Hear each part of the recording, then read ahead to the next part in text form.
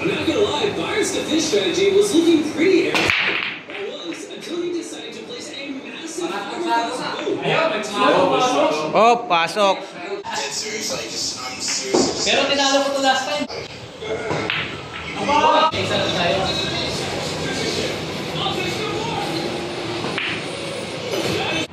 Tagilid. Pwede ko ako lang.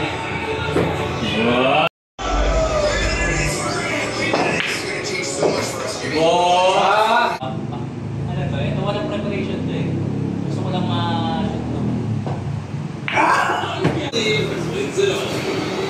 Like, I'm on this weekend, like, reality show, it's like, I feel like I'm still target. Shot, mahirap eh, no? Ayan! As devastating as that was, Gideon decided that maybe he could do a little better.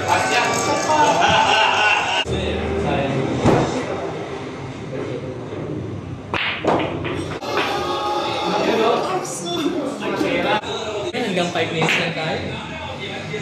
Sa ace, open mo lang. Mr. Sweeping money is a crazy shot. Mr. BC.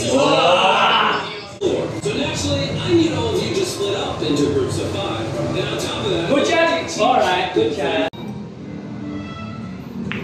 Yun oo, sabi. so had 8 more umbrellas to hand out. Umbrellas going to Michael. How'd you end up with umbrella? What's that? Para papasok pa yata ah. I believe you guys will love that. Roll! Huli ka lang. Pero parang hindi.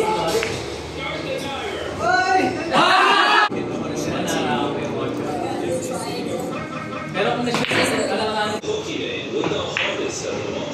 Cautious with their umbrellas. Talo pa eh. The people especially Wow. Manipis naman. Dapat sobrang kapal. Pang-champion nila to. Championship round. Parang makapal, dito Ali. Pero manipis ng konti. Kita eh, kung nakadikit niya madali. Oo. Ay, hindi nakadikit eh, papalok talaga siya eh. Nang palo yun, sobrang kapal oh.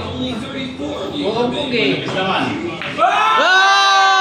Ang ating kampiyon, si Mark Gadasa.